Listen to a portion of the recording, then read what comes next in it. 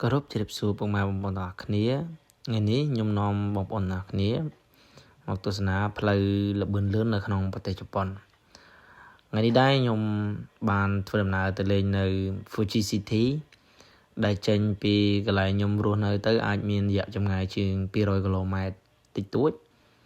អញ្ចឹងចាប់ផ្ដើមមកគឺបងប្អូនឃើញទេសភាពពីដំបូងឃើញមានចំការតែឃើញភ្នំ Fuji ហ្នឹងគឺនៅលើផ្លូវល្បឿនលឿនដែលយើងអាចហៅថា highway ចឹងចាប់ផ្ដើមនៅលើ highway គឺសម្រាប់ highway នេះគឺធ្វើដំណើរនៅក្នុងល្បឿន120គីឡូម៉ែត្រក្នុង1ម៉ោងសម្រាប់បងប្អូនដែលកាន់បានបើកបរអន្តរជាតិគឺអាចបើកបរឡានបាននៅក្នុងប្រទេសជប៉ុនបានដោយងាយស្រួលចឹងសម្រាប់បងប្អូនដែលទេសចរពីស្រុកខ្មែរយើងមកលេងនៅប្រទេសជប៉ុនអាចបើកបរឡានបានបើសិនជាពួកយើងកាន់បានបើកបរអន្តរជាតិដោយអ្វីដែលខ្ញុំបាននិយាយអញ្ចឹងវីដេអូទី1របស់ខ្ញុំថ្ងៃនេះគឺខ្ញុំជូនបងប្អូនទាំងអស់គ្នាទៅលេងនៅ Fuji City អញ្ចឹងនេះវីដេអូទី1គឺទេសភាពមើលទេសភាពតាមដងផ្លូវនៅលើផ្លូវ highway ឬផ្លូវល្បឿនលឿនសម្រាប់ផ្លូវ highway ដែរបើតាមខ្ញុំដឹងគឺគេបានសាងសង់រយៈពេល12ឆ្នាំមកហើយគឺរយៈពេល12ឆ្នាំសម្រាប់ផ្លូវ highway នេះគឺយើងអាចរត់ពីទីក្រុងកន្លែងខេត្តដែលខ្ញុំរស់នៅអាចរត់ទៅដល់តូក្យូប៉ុន្តែខ្ញុំត្រូវត្រឹមតែ Fuji City ទេអញ្ចឹងវាមានប្រវែងដូចខ្ញុំប្រាប់ពីដើមអញ្ចឹងគឺជិត200គីឡូម៉ែត្រអញ្ចឹងអត់មានអីទេវីដេអូទី1គឺចង់នាំពុកម៉ែបងប្អូនមកមើល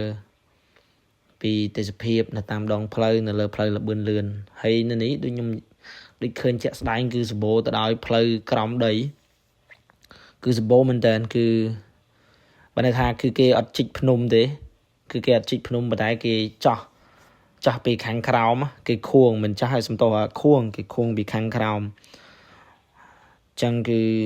ងាយស្រួលក្នុងការធ្វើដំណើរដែរហើយផ្លូវដែលខ្ញុំថតខាងមុខនេះគឺសហ្នឹងព្រិលគេទប់នឹងសម្អាតហើយពួកយើងបាន check ព័ត៌មានមុនធ្វើដំណើរមកដែរព្រោះតែមានព្រិលយើងបើកបរកើតទេបងប្អូនអញ្ចឹងយើងមើលទៅដល់ Fuji City ខ្ញុំនឹងថតវីដេអូឲ្យទាំងអស់គ្នាមើលបន្ថែមទៀតព្រោះគោលដៅរបស់ពួកខ្ញុំគឺខ្ញុំទៅថតប្រាសាទនៅលើភ្នំមួយដែលមាន view ភ្នំ Fuji ហ្នឹងហើយអញ្ចឹងចាំពេលទៅដល់ខ្ញុំនឹងឲ្យបងប្អូនពុកម៉ែទាំងអស់គ្នាមើលបន្ថែមទៀតហើយនេះគាត់ទៅទេសភាពផ្លូវបដាអញ្ចឹងជួបគ្នានៅវីដេអូទី2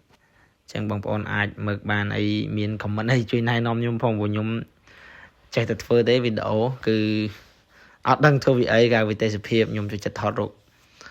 អញ្ចឹងដូចបងប្អូនមើលទៅគឺតាមដងផ្លូវគឺសក្បោះ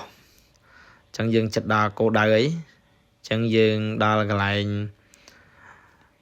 អានេះគេហៅថាចូលផ្លូវល្បឿនលឿនមួយទៀត highway មួយទៀតសម្រាប់ទៅ straight ទៅភ្នំ Fuji បាទអញ្ចឹងជួបគ្នានៅវីដេអូទី2បងប្អូន See you ហើយអរគុណច្រើនសម្រាប់